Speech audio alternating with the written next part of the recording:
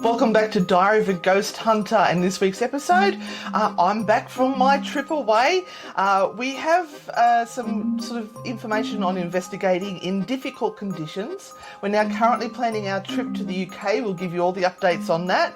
We are also answering a listener's question, but we're being very mindful that it is confidential, and something very important about books. Stay tuned to all that and probably more. Welcome to the Diary of a Ghost Hunter podcast with your frightfully good hosts and paranormal investigators, Anne and Renata. Join the chaos weekly as we tell you what has inspired us, what cases we're investigating, what is driving us round the twist, and the true horror of what goes on in the background of being a ghost hunter. This is a frightfully good production.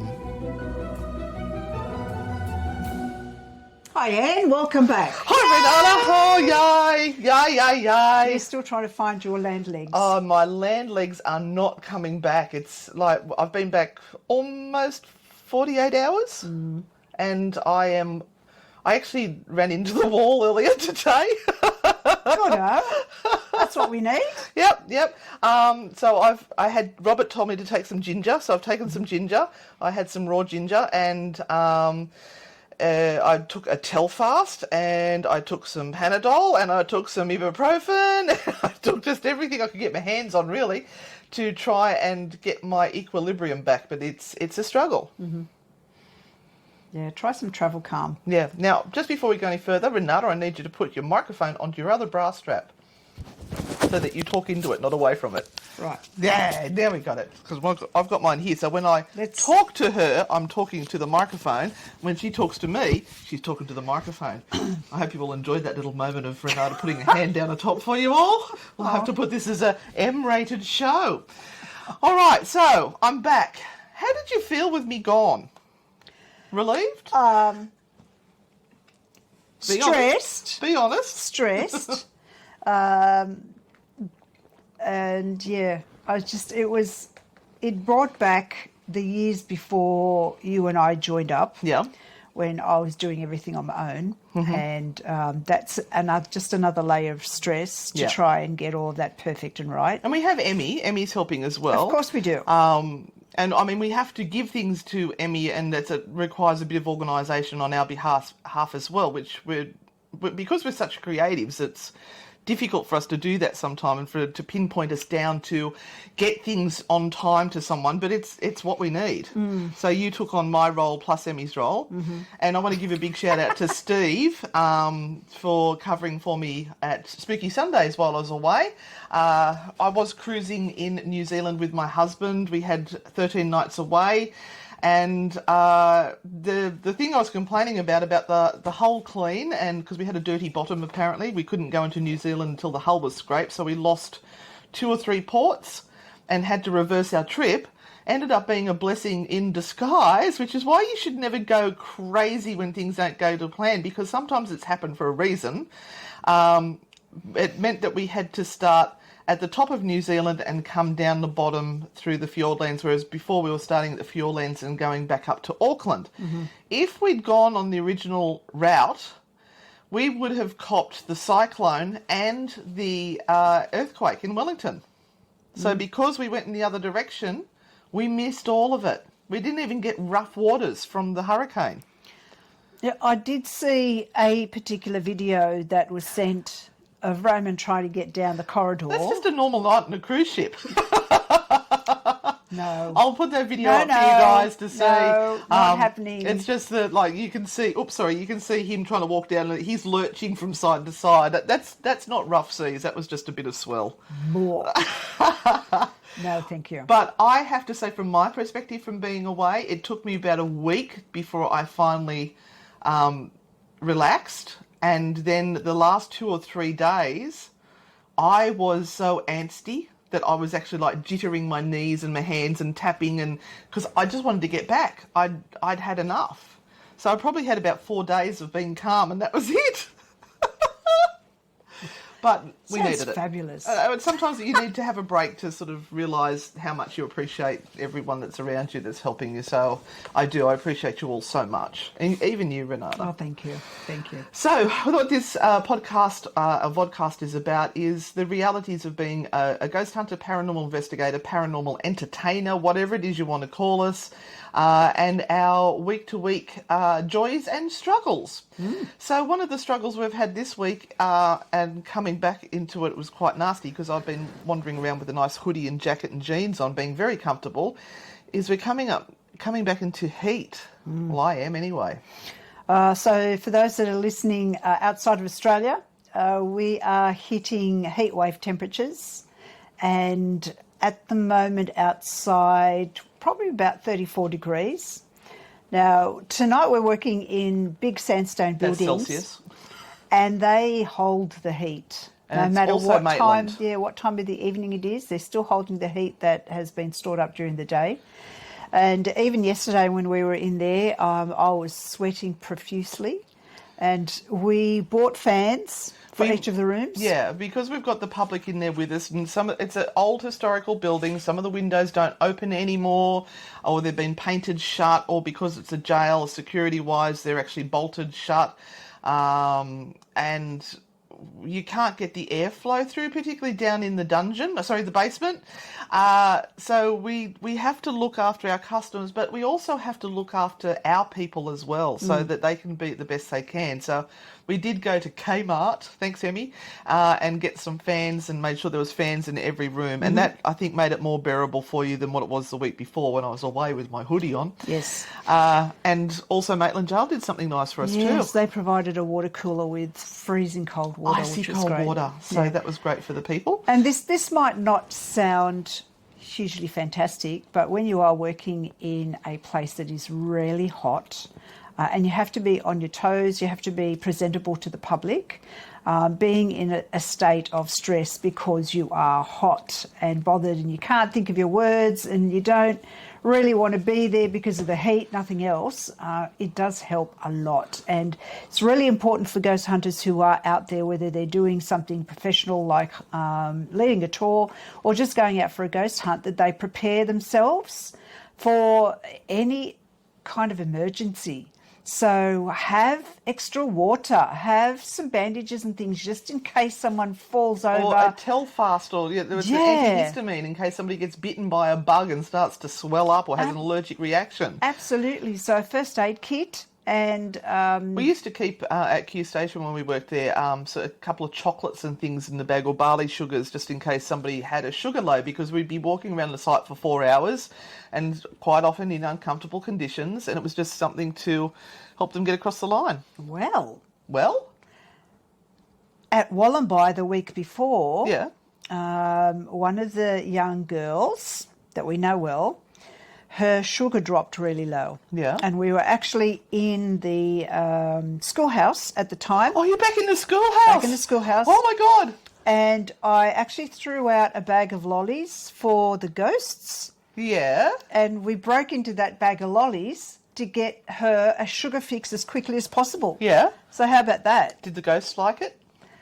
Yeah, the ghosts were kind of really, what the hell are you guys doing you're here? Back here again. We thought we got rid of you. Yeah, so it was a very surprising time in the schoolhouse. We didn't feel a real connection coming through yet.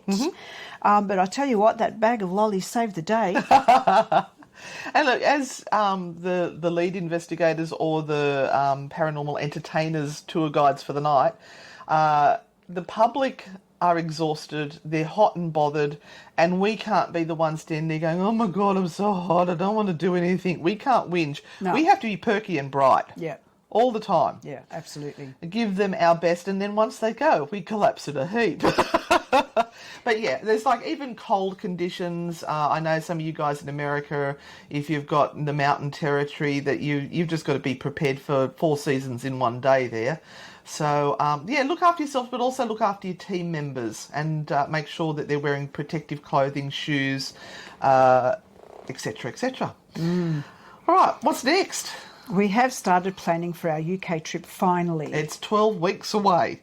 Finally. So we're finally starting to look at accommodation.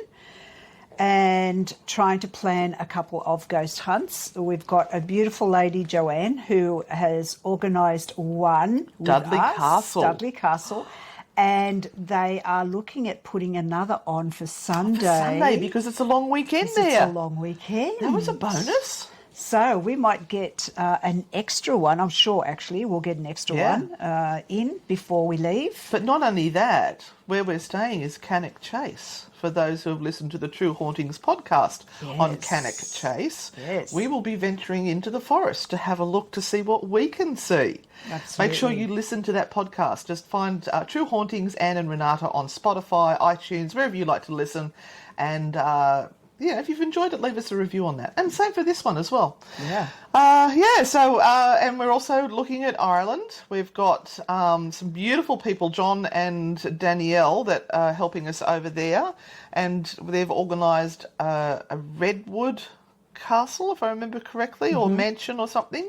And we're still working on Charleville Castle. So that's getting closer and closer. So we may have 2 private investigations there. I think this is the first time we've travelled overseas and we've had private investigations, private time, because we've always been with the public, which we love as well, because I love watching how other teams run their tours. Not that we're trying to steal ideas, I just find it fascinating and it does inspire you. So that's just finding the time now to work on that. We've got our airfares over. We've got our airfares from Amsterdam. We've got our airfares to Ireland. We've got our airfares from Amsterdam back to Australia, but we've still got to do Ireland to England and then England to Amsterdam. And then all the accommodation and car hire in between. Now, if you would like to support the work we do, of course, this is all going to be videoed. It will be popped up on our YouTube accounts for you to watch. Please consider becoming a Patreon. For a measly $10 a month, you can become a Grand Poobah. And in that, you get a private page where Renata and I jump on and have chats. We have 2 big private postings a month, plus we do lives from haunted locations. And we tell you all our inner secrets. So if you'd like to do that, Patreon, Patreon. Just look up Anne and Renata and you will find us there. I'll try to put the links into the comments here as well. That's our plug call to action, Renata. Absolutely. What else have we got? Now, we are revisiting one of the places that we went to last year. Yeah. And that's in Sheffield. Yeah, so I'm going to try and insert the clip of that here now so you guys can watch it on YouTube. Anyone that's listening to the podcast, pop over to Anne and Renata Ghost Grannies on YouTube and you'll be able to see it there, where we caught what seems to be the image of a girl. She's not there 1 second, but she is there a second after and then gone again. Yes. Yes, and we didn't even find it. We didn't know. It was actually sent to us by someone who was watching live. Yeah. And then cut that piece out and sent it to us and said, look at this. Look what you caught. Look what you got. So, yeah, that's just amazing. So, where we stayed was the Sexton's Lodge, which is on Sheffield Cemetery. And we actually can wander through the cemetery as much as we want during the night. And we did. It was beautiful. And we were interviewed by Sheffield BBC. Yep. So we're going to contact them again because we've been on there twice. They seem to like us and we love them, and see if they'd like to talk about what we found last time we were there, because I think it was because of them that we ended up finding it, because we went into the cemetery that night to do a live for the night show that they do. Yeah. Welcome to what could be some of your nightmares, but to us, an absolute sheer joy.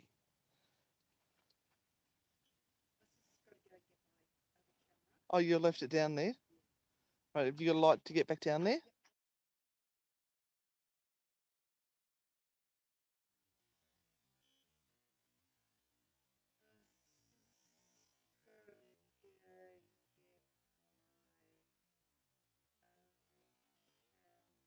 Yeah. Yeah, so, that's so cool to be going back to there. It was just delightful, the places you could wander around and go and buy food. They had that Marks and Spence food place.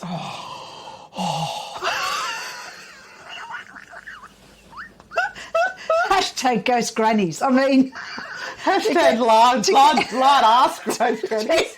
to be excited about going through Mark and Spencer's I know. food hall. But wow, they do food really well. And they had the soda bread. Remember they had the soda bread and butter? Oh yes, yes. Oh my God. Double fix. Anyway, we've booked 2 nights there, and we're now just looking where we're going to go for the last 2 nights before we fly over to Amsterdam, where we're going to check out a sex show. I don't know why, because I'm mortified at the thought, but I think it'd make hilarious. Oh, but there are reviewing. there's a museum of prostitution. There's a whole list of really weird places. Misadventures will be running rife, I'm sure. Oh, it's just going to be wild, and we're going to try and get some ghost hunts done while we're there as well. So, we will do that. Again, consider becoming a Patreon to help us out and help us get there. Thank you. So that's that. And you'll be getting behind the scenes, all the lives, everything will be going onto Patreon in the Grand Poo Bar. So please join. And look, we understand that not everyone can support us that way. There are some lesser tiers. There is just the para supporters, not just. We appreciate them no end too, which I think is $2 or $3 a month, and then there are the para stalkers, which they get one bonus tarot reading thing once a month as well. And now I've got the hiccups, Renata, so I'm going to need you to take over. Oh, okay. Because I'm hiccuping. All right. So the messages. I came in just before the recording today, and I walked in and I said, Anne, I have rescued books. And I went, oh, yay! Because that's kind of what we used to do a lot of, and then we ran out of money and needed to put all that money into buying airfares and things. But today I went into a bookshop in Newcastle that I haven't been into for well over a year, probably 2 years. And I just spotted some books that I really thought is worthwhile for our ghost library, and so I bought that's the some. library behind us back there, by the way. We've got about 1, 2, 3, 4, 5 or 6 bookcases full of books. Yeah, and that's only my section. Renata's got more. It's actually really hard to find books with Australian ghost stories and good ghost stories. And so I did spot a few. One of them is about Sarah Island, which is a penal settlement just near Tasmania, literally just off the coastline of Tasmania. I hope you noticed I behaved myself when you said penal. Thank you. And so I got this. So you'll be hearing stories from this in the next few weeks and months. I got one that these ones are really exciting. Yeah, is really, really one of those beautiful books that you need to have as a book in any ghost library. And it's written by Harry Price, of course, and it's called Poltergeist, Tales of the Supernatural. So there are stories here there's hundreds of them. Well, at least 20. Yeah, poltergeists that bite. Oh, poorly rectory. Oh, can you do one of these for tomorrow night? And poltergeist infected rectories. Oh, nothing like a poltergeist infected rectories. I'm sure there is many poltergeists in rectories. The Ringcroft poltergeist. We've done that one. The drummer poltergeist. And so it's got all of Harry Price's stories in here. And there's another one here. See if you can see that one there. Confessions of a Ghost Hunter. So these are classic books here. And they're very old copies. So I was really glad that they fell off the bookcase. The India bag. And into my hands. Which means she had to pay for them, otherwise it'd be called shoplifting. That is true. And I came here and I said to Anne, there's even more there. You had another 2 books and you said one of them was really special. Yes, and I've left it in the car. You had one from Alan Tiller. Yeah, Alan Tiller, Haunted Adelaide, which we'll read some stories from as well. And then this other fabulous book that's a really old one, a golden oldie, and it's called The Spook and the Commandant. And this was written by a gentleman who was captured in Turkey and held captive during the war with some other men from his brigade. And I think what the story is about, I'm not quite sure, but I think they created a ghost to Like the try Philip to experiment. try and get them out of the camp that they were in and get them into a hospital so that they could then escape. But when I opened the book had been gifted to someone, and there was a passage in it that was written by the widow of the gentleman that wrote the book, who it was all about, his true story. And it was gifted to this particular person, and she wrote, by the way, my husband was not alive to see this book published, but he always knew it would, and I am his widow. So this is an That's insert, a wow thing. It's just amazing, and as much as I wanted to put it back, and I did, it just kind of said, no, you need that to is have something it. really special Yeah, you to need have to have it. it So signed with an actual story in it. Yeah. I think Yeah. that's awesome. Now, I also love to rescue books, and this is one that I had rescued, Real Magic by Dean Radin. And I don't know if you can see on the spine there, it's from Thrift Books. Now, you can look up that. It's a website where you can buy used books. A lot of them are from libraries, people's collections, I suppose. This looked like it was brand new. It looks like it's never been read, but this was my reading while I was on the cruise. Real Magic by Dean Radin. And it's not a woo-woo book at all. It's actually on the science and the history of magic and how they thought it worked. And then they've done scientific experiments, proper experiments, on does this work?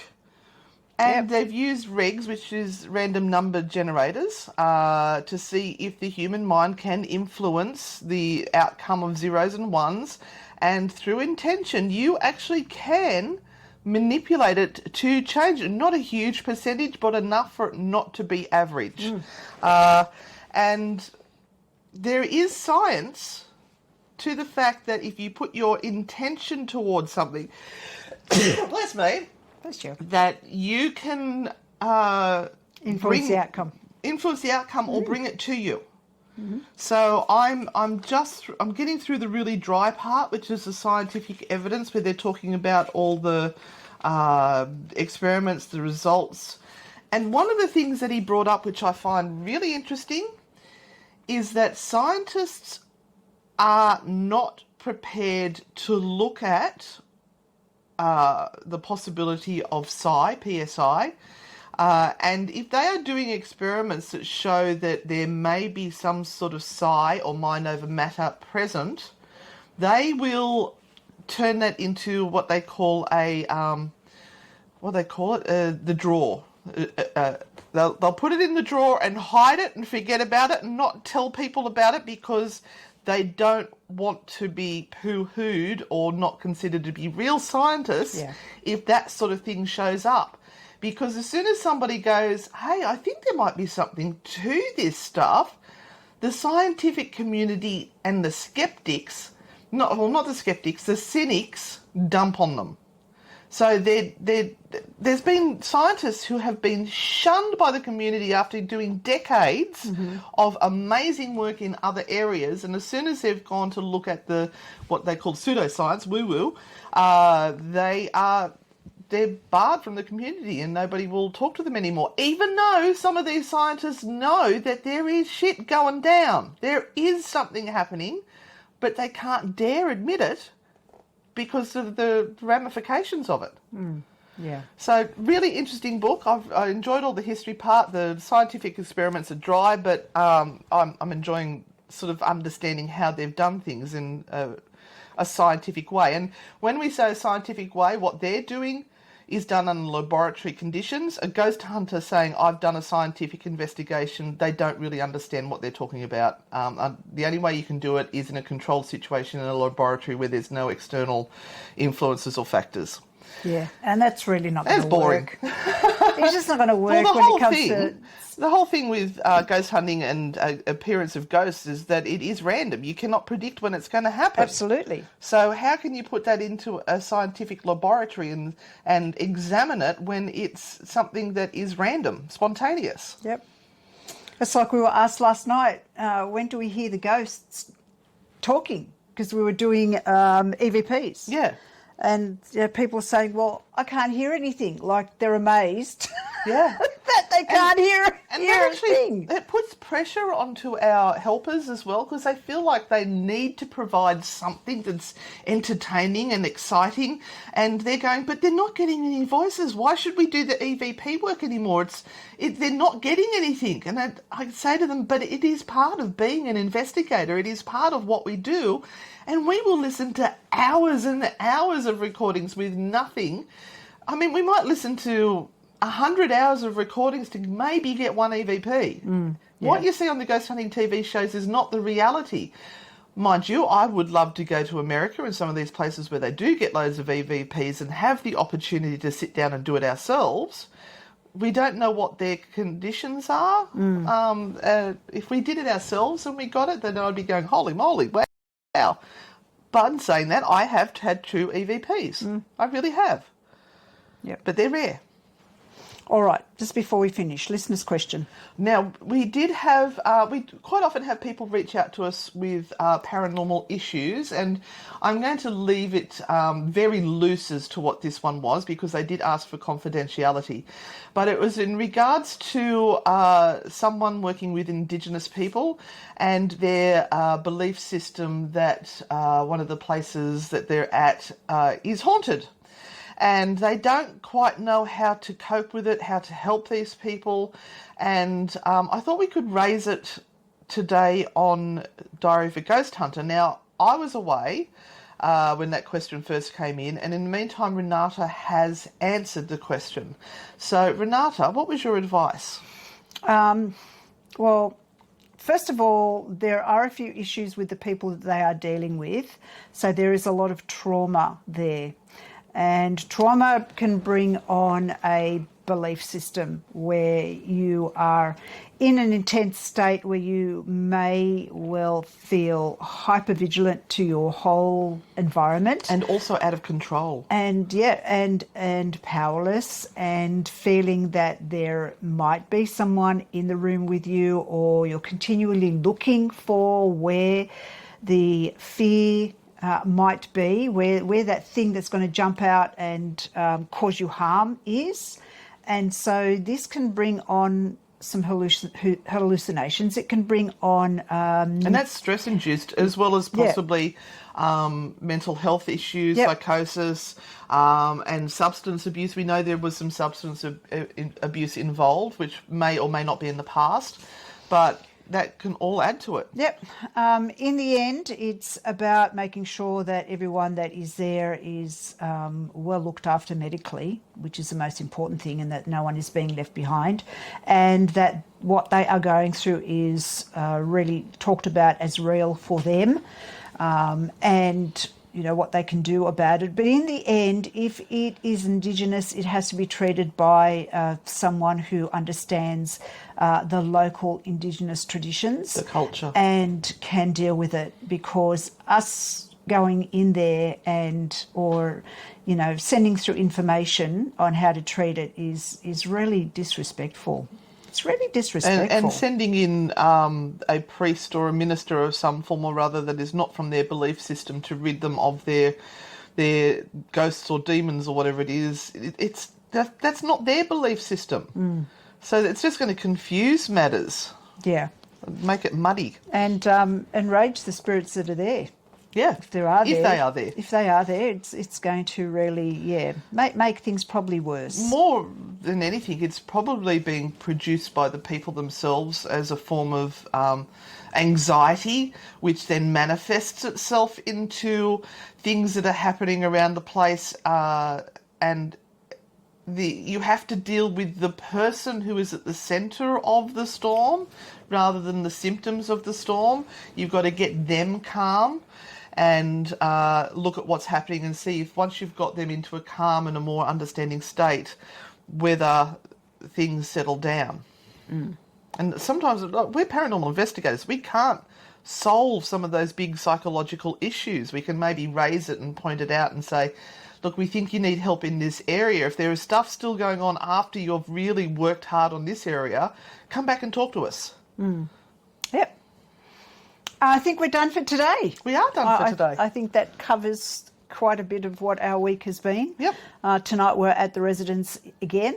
It's probably the hottest day of the year up till this point in time. Hottest day of summer. So it will be, it won't be pretty. We're going to have a great time.